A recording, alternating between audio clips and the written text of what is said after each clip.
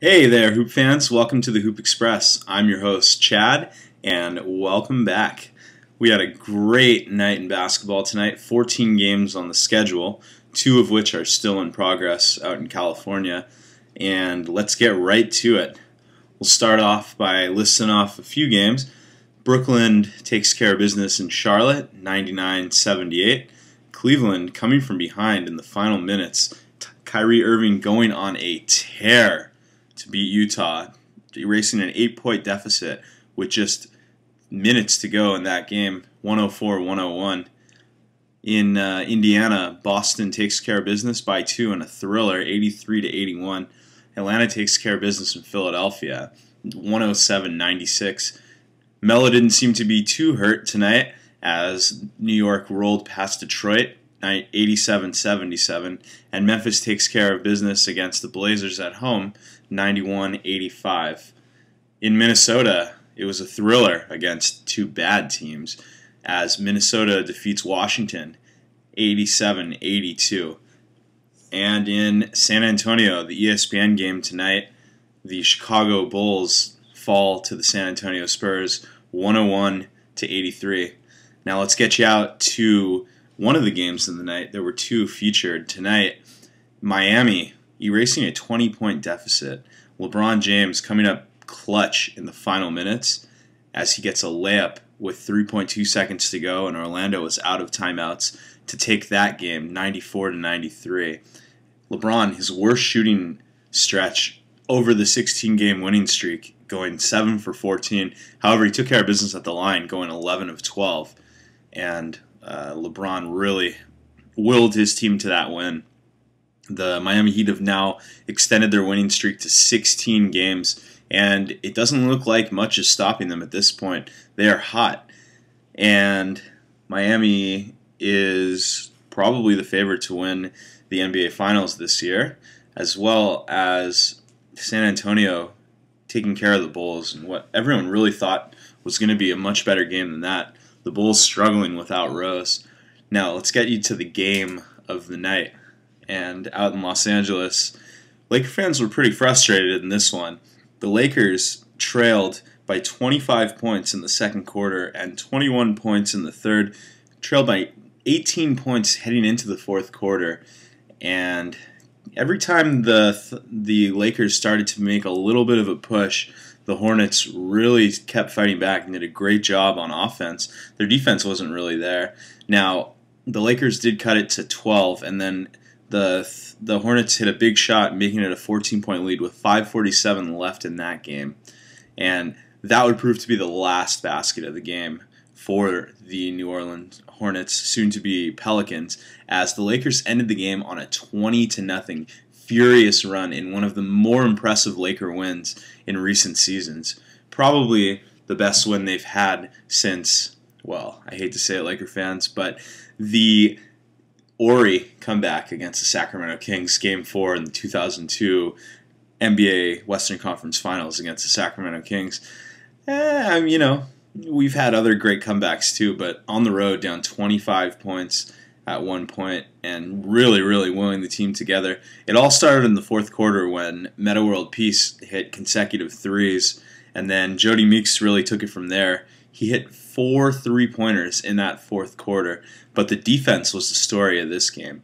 Dwight Howard picked up his 5th foul early on in the fourth quarter, and he continued to play the remainder of the quarter, minus 1 possession that they took him out for defensive-offensive switch purposes, as the Lakers held on, and Dwight Howard's defense was incredible. His stats were there too, 20 points, 15 rebounds, and 4 blocks, but none bigger than the block on Robin Lopez. Sorry, sometimes you think Robin, sometimes you think Brooke. They're a minute apart, but Robin Lopez going up for the big one and Dwight really contesting it. Eric Gordon dribbling that ball out of bounds, but Kobe willing his team to win. That's 14 out of the last 20 for the Lakers. Now they have 20 games to go on the schedule, and they trail the Utah Jazz by a game and a half in the Western Conference for that 8th seed, and only 2 games behind Utah. 2 games behind the Rockets. And the Rockets could not take care of business tonight against Dallas. Dallas beating them in a thriller as well. up in the Battle of Texas for a 112-108 win. And like I said, Utah falling apart in the final minutes against Kyrie Irving and the Cleveland Cavaliers. It was quite a thriller, to say the least, in that one. A lot of good games tonight. Sacramento and Golden State are tied at 53 in the third quarter with 5:33 to go, and Milwaukee coming back against the Clippers. They were down by 10. Now they're only down 5, 80-75 with 3:44 to go at Staples. So that'll be an exciting one to watch. So the Lakers now have 20 games remaining. If they can go 14-6, they're almost a lock. You can't be too confident, but the last 20 games that they played have been more than impressive, more than any Laker fan could ask for. After that 17-25 start, really getting it together. They had a really tough game last night in Oklahoma where they dropped against the Oklahoma City Thunder 120 to 105, not scoring in the last couple minutes of that game. But a lot of things happened in that game that weren't too terrible. The Lakers started off the game 0 for 11 and ended the game 0 for 10. But if you put those 21 shots aside and all those possessions, the Lakers outplayed the Thunder. They stayed in it for the majority of the game, and they did look impressive down the stretch. They didn't quite have what they had tonight against the New Orleans Hornets, but they really, really willed their team, and they made it competitive. They made it interesting. They probably have a little bit of confidence coming out of that game in case the Lakers have to face them in a 7-game series in the first round of the Western Conference semifinals. So a lot to be determined. The Thunder were 3-1 against the Lakers this season, and the Lakers, they couldn't have asked for really much better games. One game, Dwight Howard and Pau Gasol both missed early January, so that was a tough one, certainly. But in the other 3 contests, the Lakers winning 1 at home and dropping both in Oklahoma City, but didn't look bad in either of the games. Yet they did trail by large margins in both of those games, one back in December and one on Tuesday night. They still came out and they gave it their best. They didn't get discouraged. They continued to play. So, Laker fans, a lot to cheer for ahead. Now, does anybody really think that the Miami Heat are going to drop any games in a 7-game series? Yeah, they'll probably lose at least 1 game each series. Indiana is probably the biggest threat to go after the Miami Heat. Many people think that Boston can still do it, and Boston has been impressive lately, picking up their 34th win of the year tonight against the Indiana Pacers, the team that a lot of people expect to be the sleeper in the East, those Indiana Pacers. Danny Granger not really doing much this season due to injury, but George Hill coming up big many different times for the Indiana Pacers. A lot of people picked to be comeback player of the year. Let's talk about those Clippers in the Western Conference. The 3 seed right now, pretty appropriate for what the Western Conference has to offer. And they've staged off a lot of big games against teams like taking care of business against Memphis and taking care of business against Utah many times, twice in Utah when they trailed both of those games by double digits in the fourth quarter. Right now up 7 against Milwaukee. They're really a competitive force out there, and a lot of people think Chris Paul, second best player in the NBA. So that remains to be seen. But, him and Griffin and Jamal Crawford coming off the bench and Matt Barnes coming up big all the time. And they have pieces like Lamar Odom that don't even really do much anymore and has really underachieved for the season. So a lot remains to be seen coming out of that Clipper team.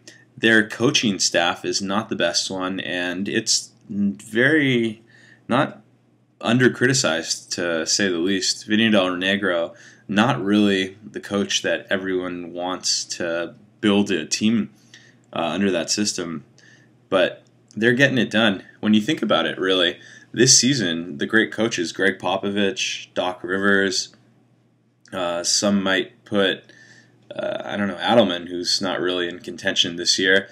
But the impressive coaches are not the talk of the league. I mean, Eric Spoelstra remains to be seen. One championship's not enough on his resume with the roster that he's had. I mean, making the playoffs all 4 years under that system. But look at the teams that he's had, especially 3 of those years. But Lionel Hollins out in Memphis, he's done an impressive job this year. But teams with not such great coaches, sort of at the top of the totem pole this year, aside from, of course, Greg Popovich, who's going to be there every year. Is Scott Brooks a great coach? Maybe. He's got a great coaching staff, that's for sure. D'Antoni? No, but they're not really in the playoff race, so it's hard to see. Mike Woodson? I don't know. So is basketball required to have a good coach to win? Well, I mean, when you look at Phil Jackson, the greatest coach of all time in NBA history, not really debatable. Maybe you could debate it. I don't think you can. But, in recent years, it hasn't really been. Look at Dallas's coach. They're fighting to even be in contention for that last spot and not really getting it done. Injuries have hurt that team. I think it's more about staying healthy, keeping a healthy roster together. When you look at the Lakers, they've missed Pau Gasol for 27 games this year. Nash missed 23 of the first 25 games. Dwight Howard's missed 6. So Steve Blake missed 37 games. So you really got to weigh coaching, and you got to weigh athleticism and keeping, lucky. What would the Lakers be if they weren't suffering from injuries all year and had a full training camp with one coach? It's hard to tell, really. And Laker fans, don't be discouraged from that loss last night against Oklahoma City. It was a tough one, and it was against a very, very good home team who only has 4 losses at home this season. So, they battled. The Celtics, you don't really know what to make of them. Losing Rondo was supposed to be the end of them. It was supposed to tear that team apart, and yet they're in contention. They're all by themselves in that 7 seed. They don't have to worry about making the playoffs. That's pretty much set in stone, but they're not exactly underdogs. And in a 7-game series, they do have a lot of experience, and they could really challenge, well, certainly the Pacers, who they took care of business tonight against in Indiana. They could certainly give Miami a run for their money if they can get there. I think the biggest challenge to the Celtics would be getting to Miami. I mean, many people forget that they're 1 game away from making the NBA Finals last year. Yes, they did lose Ray Allen. He went over to the hated Heat. But Kevin Garnett, a man who's about to retire, is playing like maybe one of the best big men in the game this year, and he's making his case for it. So the Celtics, we'll see. They do have a great coach, and hard for a lot of people to admit that, but Doc Rivers, he knows how to take care of business. Let's talk about the Bulls. The Bulls have had a very, very tough season, and they've really stayed in contention all year, and right now in the 6th spot, but 6-3, they're not really separated by too much. The Bulls have not had their superstar all year. Tom Thibodeau, good coach, solid coach. He's really held that team together. On the other end of the totem pole, when you look at a good coach like Doug Collins in Philadelphia, another unfortunate team, and you'd think he's the better coach, but his team is not playing like they deserve anything. 7 games out of that final playoff spot, fighting with Toronto for rights of 9th place. It's going to be very, very difficult down the stretch to see what happens with Philadelphia in the offseason, to see, are they going to keep buying him? Are they going to re-sign somebody who's not proven anything, really? He hasn't played a single game. He continues to get hurt. That knee is just affecting his career, and the Laker fans dealt with it for several seasons, and now Philadelphia, they think they have what it takes to compete with all the great teams in the East Coast, and they just lose it for the entire season. You shut them down. Derrick Rose continues to tell people he's going to come back. I personally hope he's back by Sunday, because I will be in attendance at that Laker game against the Bulls. But you really You never know. The Bulls have done what they've needed to do. Nate Robinson's been a big lift. Joakim Noah quadruple double last Thursday. I mean, you can't ask for more of an effort than that. Luol Deng, he's keeping it together. So we'll have to see exactly what happens. Only two teams not in contention tonight: the Atlanta Hawks and the Charlotte Bobcats. The Atlanta Hawks, very similar season to the Lakers. Their playoff seeding hasn't been as hurt and affected, but many people thought that they were to be rebuilding, and Josh Smith was on his way out after Joe Johnson signed with Brooklyn over the summer. So we'll have to see what happens there. The Hawks are very much in contention to make a little bit of noise in the playoffs. Maybe they can upset somebody or at least drive somebody to a tough 7-game series, but a lot of contention out there, and they played their hearts out against the Lakers on Sunday, only to lose 99-98 on the last possession of the game.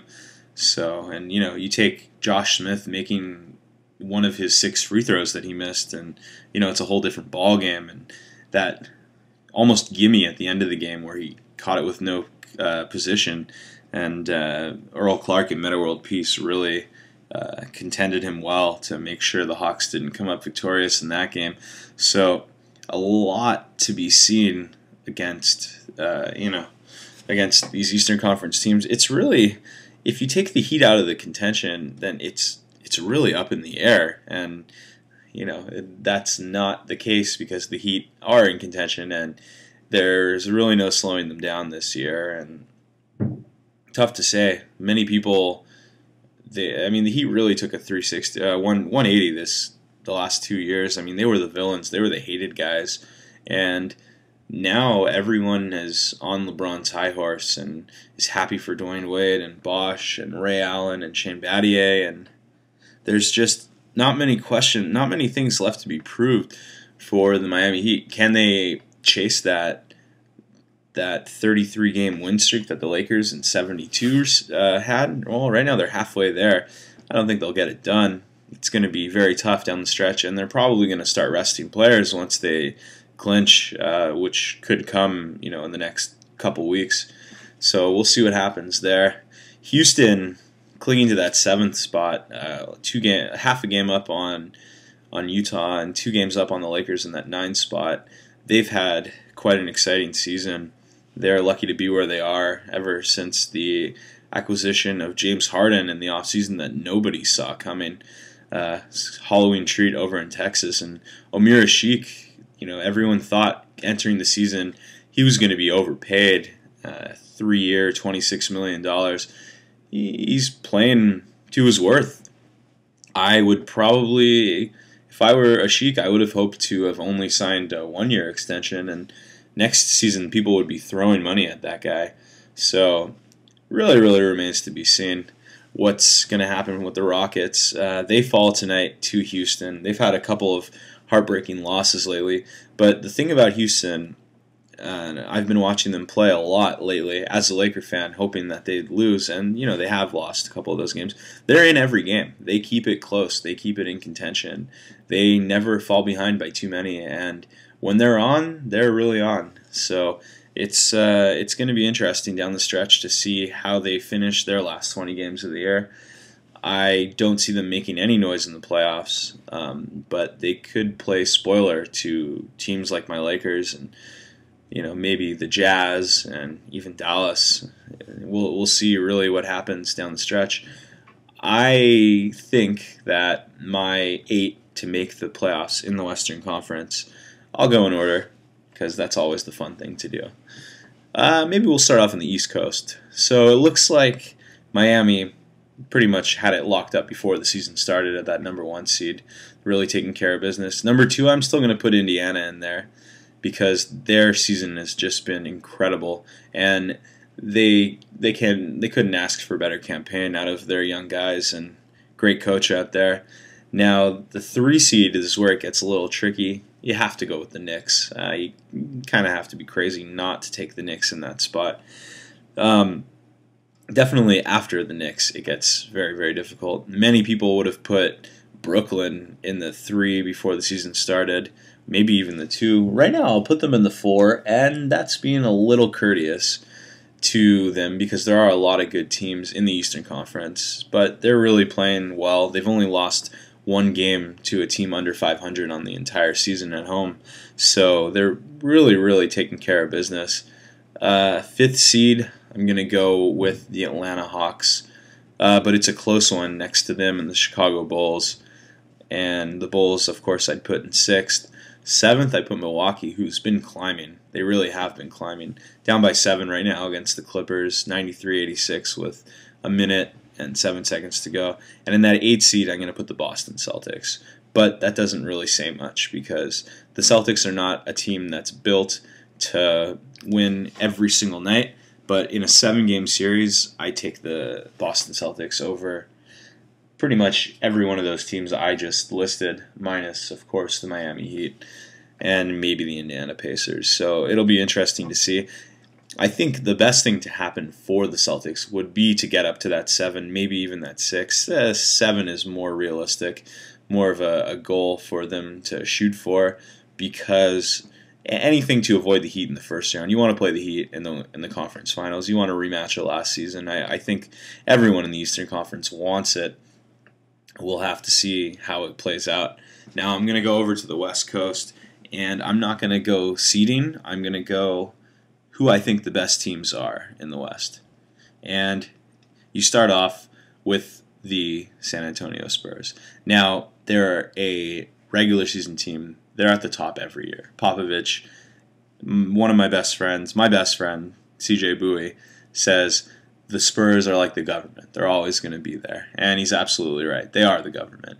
And they're a team built with strong foundation, and they always pick the right shooters and the right big men to surround their superstars in Tony Parker, Manu Ginobili, and of course, the best power forward of all time, Tim Duncan. So it's yet to be seen. The problem with the Spurs is that they know how to collapse in a 7-game series. They've done it countless times. They were up 2-0 last season against Oklahoma, and then they dropped 4 in a row after winning 17 games in a row up to that point, losing a critical Game 5 that really they should have won, but James Harden was just too much for the Spurs in that series, and they collapsed, had their chance to go to the NBA Finals and couldn't do it. So I put them at number 1, and it's a wash. Number 2, I have to put the Oklahoma City Thunder. Because their running gun style and their conflicting play is a slight disadvantage to San Antonio, I think the way that Kevin Durant and Russell Westbrook play off each other is either perfect or there is lots of room for for error. And I think that they know how to take care of games at home. They really do play well. But in a 7-game series, they could collapse, much like they did last year in Miami. And, every year they get one step closer. They lost in the first round to the Lakers a couple years back. Then the following year, they lost to Dallas in the second round. Dallas in the third round. Last year, they lost in the NBA Finals to the Heat. So, if the goal is to get better than you were the season before, I don't know if a championship's in the horizon, but maybe they can get 2 against the Heat this year if it were to come down to those 2. Now, the third best team, this is where it gets interesting, is not the LA Clippers. I believe the third best team in the Western Conference right now are the Denver Nuggets, and it's almost undeniable. They are so quick. You're not going to beat them at home. They're just too unstoppable. Now, that being said, the playoffs does slow down the game a lot, and these running gun teams, Oklahoma City, minus Oklahoma with their experience, but Denver, the Clippers, you go onto the East Coast, Atlanta, the game slows down, and it really tears the whole thing apart. So it will be interesting for me to see how Denver adjusts, but they do have a great coach in George Karl, so they won't finish with that 3 seed. They'll be lucky to get the 4. They'll probably finish in the 5 behind Memphis, but I think they're the third best team in the Western Conference. The fourth best team is the LA Clippers. They are having an outstanding year. But again, the issues are coaching. With the bench that they have and the solid pieces that they have in their starting lineup, they should be a lot higher than they are. In this case, it comes down to coaching, and it comes down to execution, and the Clippers cannot execute. Now, that being said, Chris Paul may be the second best player in the league. Kind of be crazy not to go with him at 2 or 3 to start an NBA franchise if you're looking to win. And Blake Griffin really complements the way that his game is played.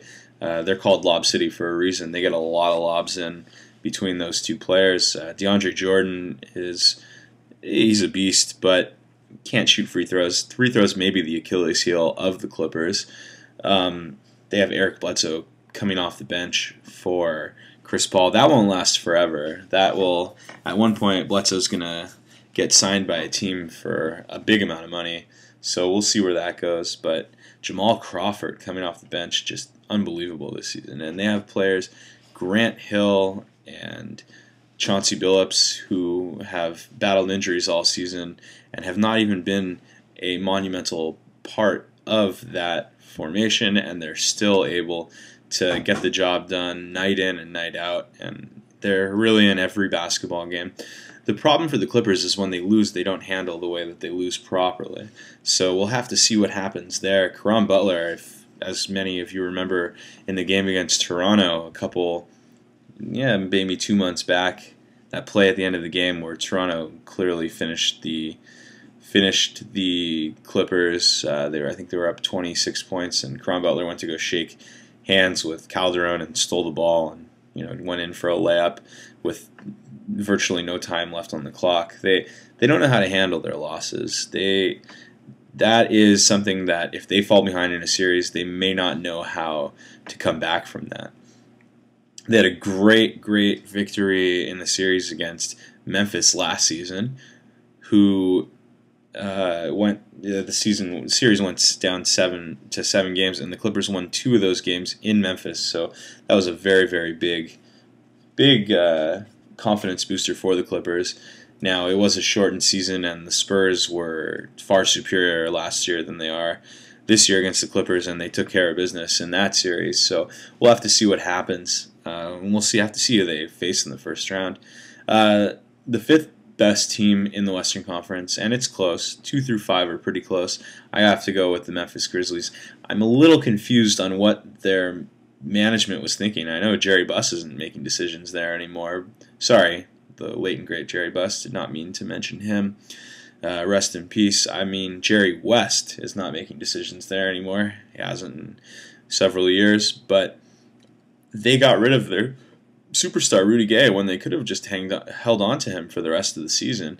But they really let him go to the Raptors, who the Raptors couldn't be happier. They have a great superstar in Rudy Gay now, but only really received Tayshaun Prince back. And Hadidi also went into that trade, and a little confusing on what the Grizzlies were thinking.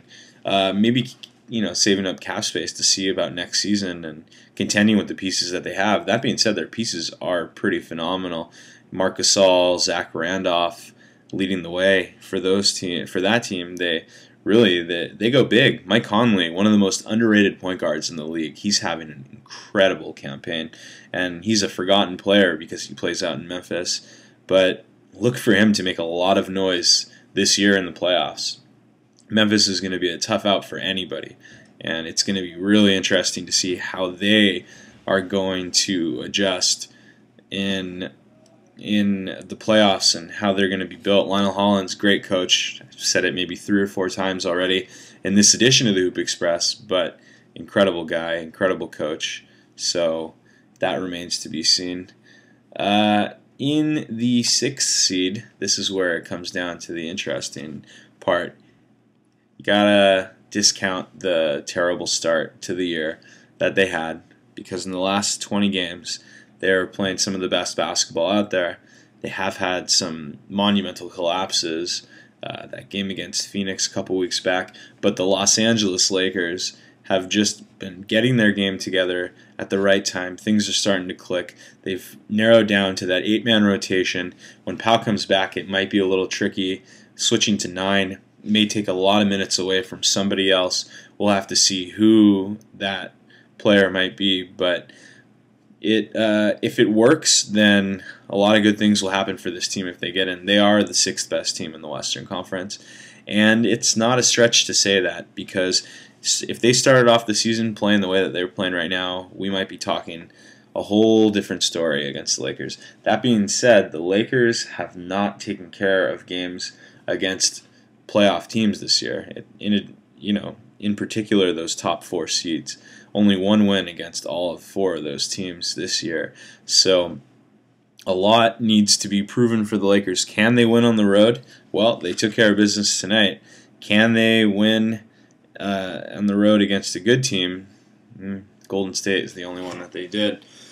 7th seed coming in, I got to go with the Houston Rockets, and it's close between 7, 8, and 9, but I've got to go James Harden having an unreal campaign, one of his best seasons as a pro. Amir Sheik, I can't say enough, and great coaching in Kevin McHale.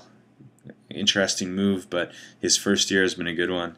8th seed, I put the Utah Jazz, and I put them a slight edge over the Golden State Warriors, who are a great team, but the Warriors are starting to look like the Warriors of the past, and I would put them out of that playoff race at number 9. The Utah Jazz at number 8.